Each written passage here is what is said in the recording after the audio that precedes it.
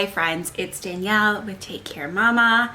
I got my coffee and I thought I would come on here because 2020 is almost 2/3 of the way done.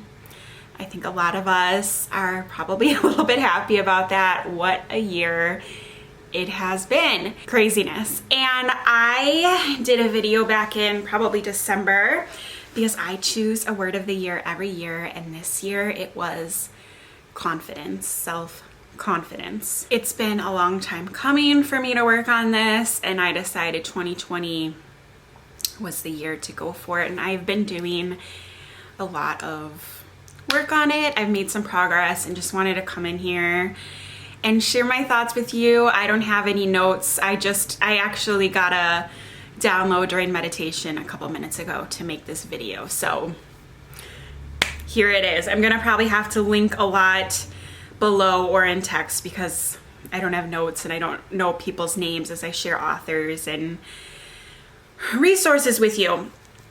So, yeah, this is something I've struggled with my whole life, and just maybe unconsciously, like I haven't always realized it. I went to a psychic maybe like 3 or 4 years ago now, probably 4 years ago. And even now, it's hard for me to say that because I'm like, oh my gosh, people are gonna judge me. But yes, I went to a psychic 4 years ago. It was a great experience. She was a tarot card reader, and she met me and we started, and like halfway through, she kind of just looked up at me from her cards and she was like, friend, why are you so insecure? Like, what is this lack of self-confidence about? And I was just like, I don't know. But it's a problem. I don't know if I'm gonna cry. I don't know. I have always felt uncomfortable in my skin. I can't really remember not. I've always been a little awkward in social situations. I've always felt different. I've always felt really different than the other kids and just had different ideas and afraid to speak my mind. I've never felt like I fit in, and I have some great girlfriends, and yeah, I'm able to find my tribe, and I have a few dear friends, and I definitely feel myself with them. But with a lot of people, especially new people or new situations or people who I just know don't have the same beliefs as I do, it's hard for me to be confident to speak my mind and to be myself. And I've always felt weird. And this is a huge side tangent, but James's ADHD diagnosis process really started my awakening because I freaking love him. And when it all first started, I really beat myself up because I started to see things in him that are in myself that I don't like, and I felt guilty, like I gave him this thing that made him different, and it was just a lot of self-criticism, and it's morphed into a lot of self-work for myself. And it's been beautiful to kind of be a student with James and to work on loving ourselves and work on our emotions, to stay calm. We meditate together. It's been beautiful. But he is 100% lovable, and obviously I'm his mom. We all love our children, but he's 100% lovable for everyone, and I can see that easily because he's a child. And it's been helpful for me to then look at myself as a child. I was James's age once, and I was 100% lovable, and I am 100% lovable. And I don't know if that's making sense, but that is something, fast forward, that's been helpful in this whole journey, is to imagine yourself as a child. If you are working on self-confidence, write a letter to your 4-year-old self, your preteen self, your 18-year-old self. We were lovable then, and we are lovable now. I'm talking about love a lot because I realized maybe just a couple months ago, as I've been working on this self-confidence thing, that really what it stems down to is I don't love myself as I should. And so I'm really working, instead of being confident, I'm working on loving myself, because I think that's where it stems from. And once I love myself as I should, I will then and therefore be more confident. I think it's intimately related, and loving myself is at the root of it all. So I should start there. I think you should start with where it all stems from. And again, I think I have problems loving myself because I've always felt so different. And I'm finally slowly getting to the point where, like, I love how different I am. I love how I'm introverted, and I'm learning to love all the weird quirks about me, like all the side tangents and rabbit holes I go on with meditation, essential oils, kombucha, like all my crunchy things, spirituality. That's a really big thing that I struggle with, because how I was raised,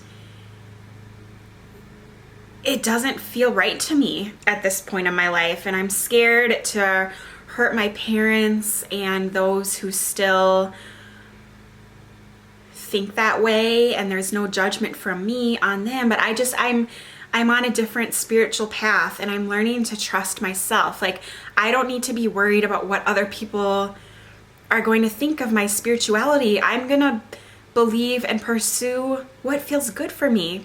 This is my life, and I'm gonna do me and do what feels good to me, and lean into meditation and prayer and how I see God.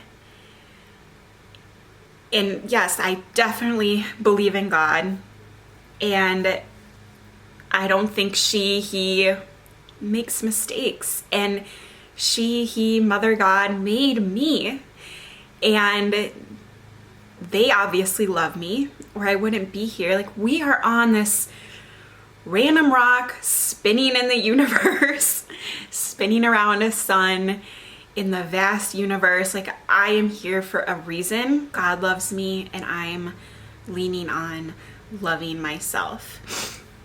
I've always been a learner, a reader, and I've had some great teachers in 2020 thus far. I started the year with Gabrielle Bernstein's, what's it called? I think it's like a manifestation challenge. It was a 21-day thing. I did it religiously. I love her. She's one of my great teachers. Judgment Detox is a book of hers that I read at the beginning of this year. I really, really recommend that. I'm gonna link everything I can below. And it started out great, 2020, with my self-confidence. My Young Living business in January, I think like 20x grew. And again, I think it's because I was working on loving myself. Her abundance challenge really focused on that at its core.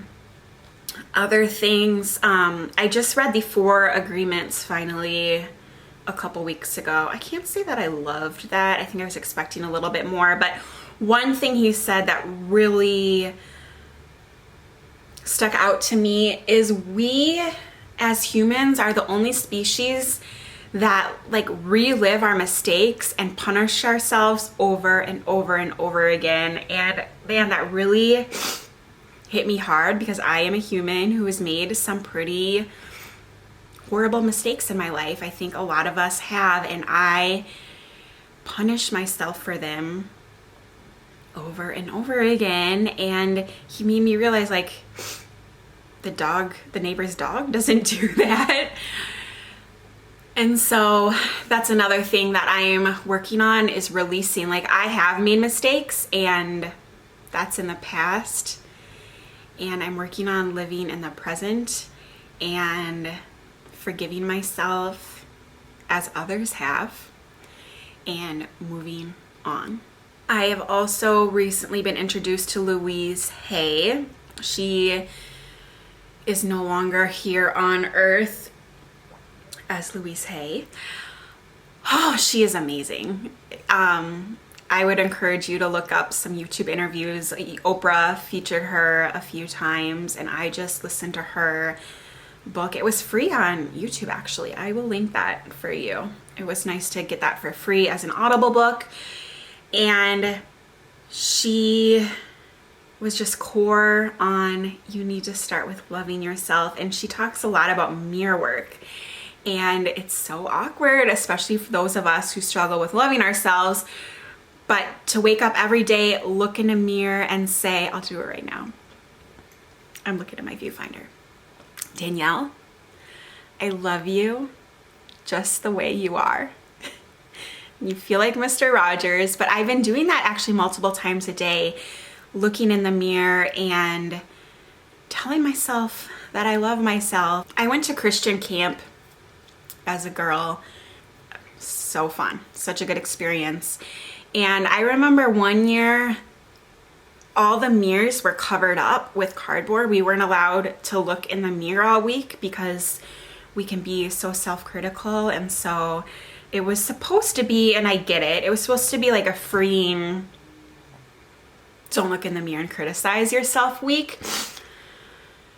And reading Louise Hay and doing the mirror work, like what if instead we hid the mirrors, we surrounded ourselves with more mirrors, and every time we walked by, we told that person staring back at us how much we love that person. It's just so weird that mirrors automatically can be a bad thing instead of turning it around and using it to bestow love on ourselves. Like no matter what, no matter where we are on this journey, we are 100% lovable.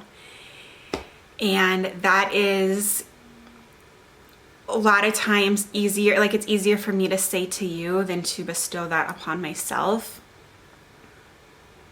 But I'm working on it. Another person I've come to this year is Aaron Daughtery, I think his name is. He's a really popular YouTuber, kind of out there, but I like it. And he talks a lot about self-love, and he has a pretty cool story where he has ADHD, or had. He considers himself no longer bound by that label, had a lot of self-confidence issues, and yeah, he's been successful in this space, and I've learned a lot from him. John Campbell, I believe it is someone I've come in contact with lately, and I want to read more about him, but he was all about how we are all the hero, the star of our own story. We're all on a hero's journey, and there's a cycle, and it's a cycle that's true for our life, for every religion, for every novel and film. It follows this cycle where we struggle with something, we fight a dragon, we conquer something, we get healed, we learn something, and then the final step is going back to share with the tribe, and we do that cycle over and over again. That really rang true for me. I really enjoyed this documentary that I watched about him. And is that his name, John Campbell? I don't know. I'll put a text. I am so sorry this is all over the place. Like I said, I didn't plan this. I think one of the last things, if not the last thing I want to talk about, is something that has been taught to me during these 8 months. Is I was thinking about like people who are confident and people who are insecure, and sometimes they act in a certain similar way, and the difference between a confident person and an insecure person is the energy behind their emotions. Like a confident person is just who she or he is, and it has nothing to do with how other people will receive them. They don't care. They have released. That's another thing Erin Daughtery talks about a lot, is like releasing and being disconnected. And it's not like you don't care and you don't have a heart, but you really don't care what people think about you. You disconnect. You just are who you are and you don't care. And so you are actually like, there's nothing else freer than to just be who you are without wondering what people will think of you. And that is something that I'm not there yet. An insecure person, the energy is all about other people. And so they are kind of showing off and being a certain way, and it's all about the other person. And sometimes a confident and insecure person will actually, like, if you take a step back, look very, very similar and say similar things and do similar things, but it's all the energy, like you can just feel it. Yeah, I'm working on loving myself at the core and just being who I am, and it's not about what other people think, how other people judge me, or how other people will praise me, because you can go down that road as well. But just to be me and love myself. I am 100% lovable. I was as a baby, I was as an 18-year-old, I am as my 36-year-old self, 100% lovable at this time. And I'm just trying to lean into that self-love in order to achieve my 2020 goal of working on self-confidence. And I'm not there. I don't think I'm gonna be there on December 31st. I think this is a lifelong journey for me, but I've made a lot of progress thus far in this crazy year. And I think it was a good year for me to work on it. Looking back, I think God was like, yeah, you're gonna work on loving yourself during a global pandemic where you lose your job and are with your kids 24/7 and stressed out. Like, let's work on this deep thing in this year. And what a gift. And I'm gonna keep on working it. So that's my video. I don't even know if I'm gonna put this up, but again, I wanted to share with you.